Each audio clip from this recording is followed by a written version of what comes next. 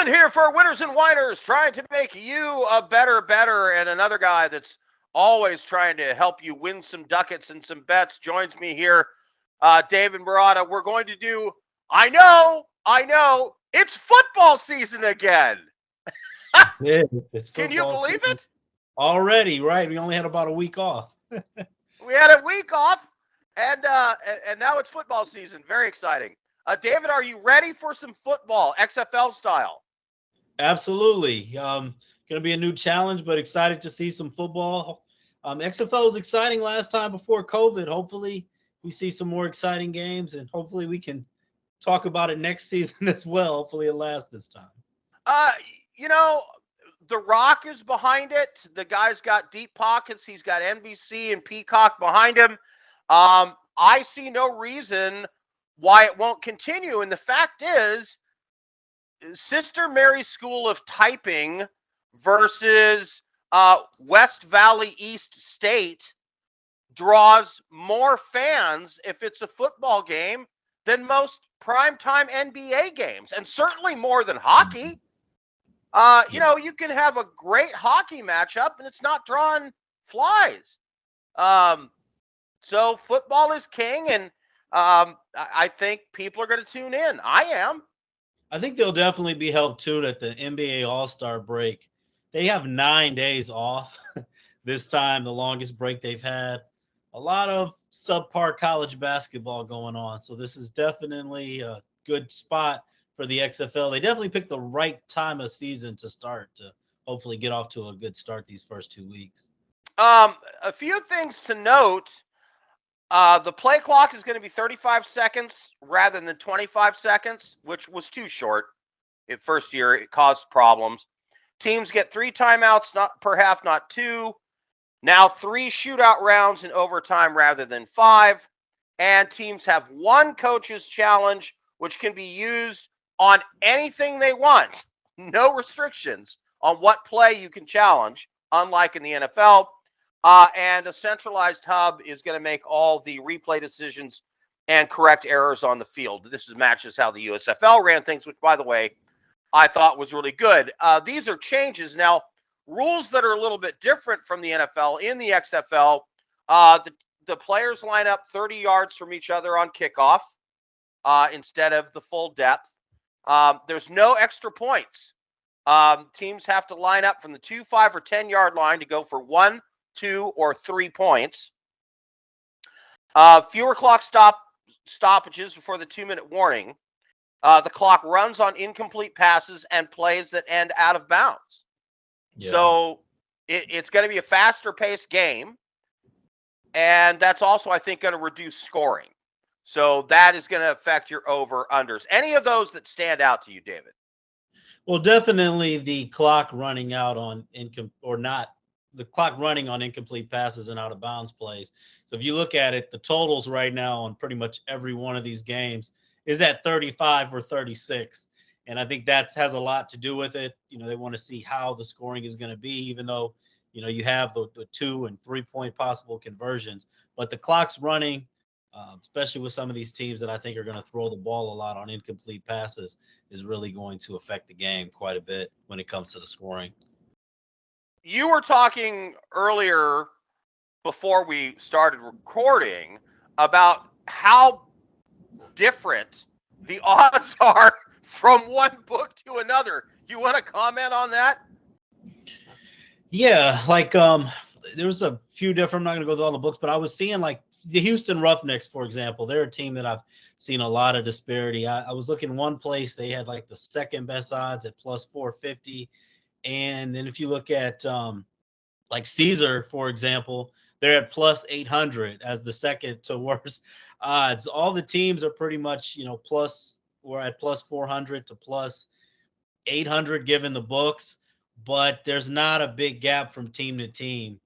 Depending on, I would say looking for the best odds possible on all of these. Like I said, a team like Houston, it's like some places they're looked at as a championship contender, some places a bottom feeder, and there's only 8 teams. So Definitely do your odds shopping and look at all the different lines if you want to bet some XFL futures, because there's some huge differences that you won't see in any other sport the way they are right now. I'm seeing pretty consistently the Orlando Guardians as being one of the worst teams in the league. Yeah, that's pretty Uh, consistent. And Seattle and Arlington seem to be at least top three, it seems like, in most books. I've seen the DC Defenders on top, like at Bet Online. They're number one at like plus 400, which kind of threw me because I did a real quick breakdown of the teams based on things that matter to me in football. Number one is coaching. Okay, you have three coaches that I think stand out: Wade Phillips with the Roughnecks, Yes.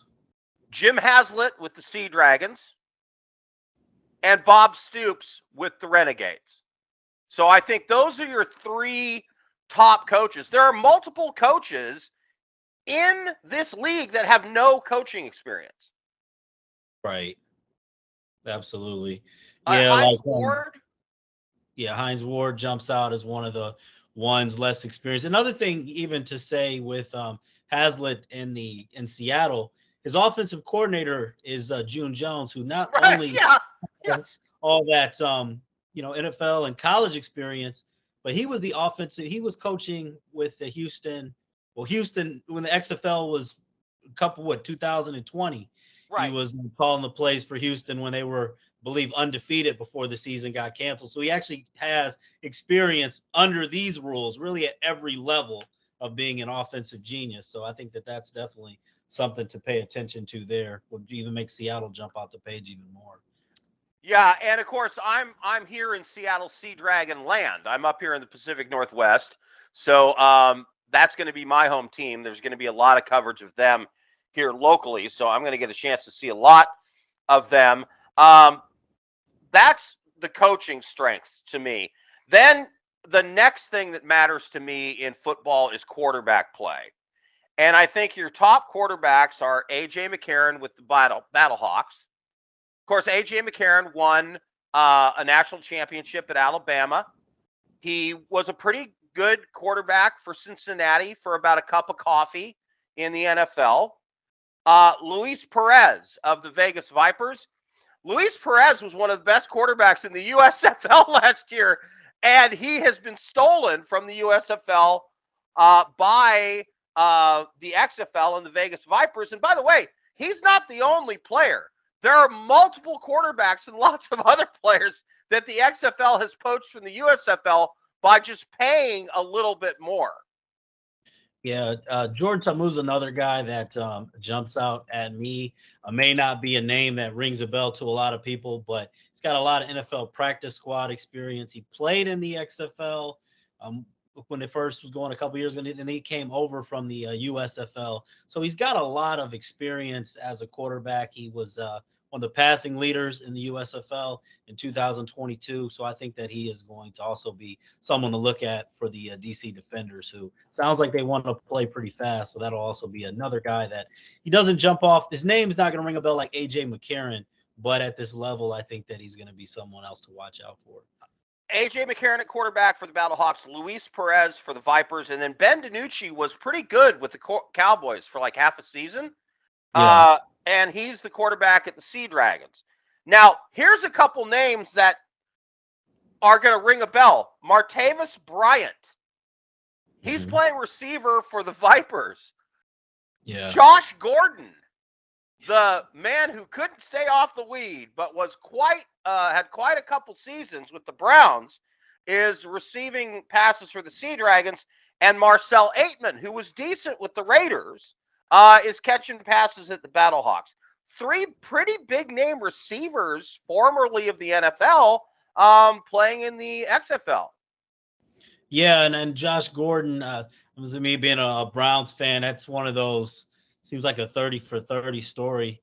I wonder how much he has left in the tank, but it'll be interesting. I mean, in Seattle, I don't think that weed should be something that'll keep him off the field. So I'll be excited to see what Josh Gordon can do. He's one of the names I have circled that I'm really, really interested in watching. Two more names I'm interested in watching. Tight end Brandon Dillon making a comeback in the XFL with the Vipers. Of course, he had a good start to an NFL career at tight end, and then washed out of the league, and now he's coming back.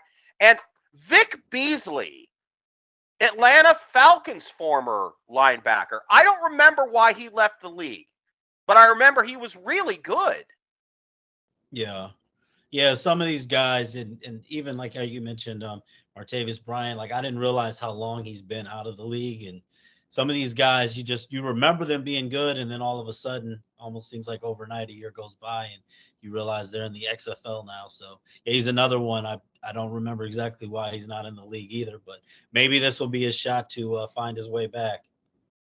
Well, if you basically, these were the important things to me: coach, quarterback, and then sort of the X factor of possible star players.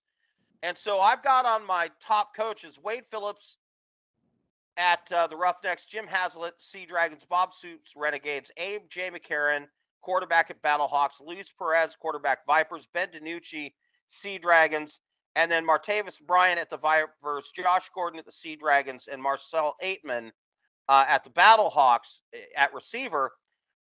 Add those things up, and I've got the Sea Dragons, the Vipers, pretty much two teams that I think are going to be really, really competitive because they've got strength at quarterback, they've got strength at coach, and they've got an X factor at wide receiver talent.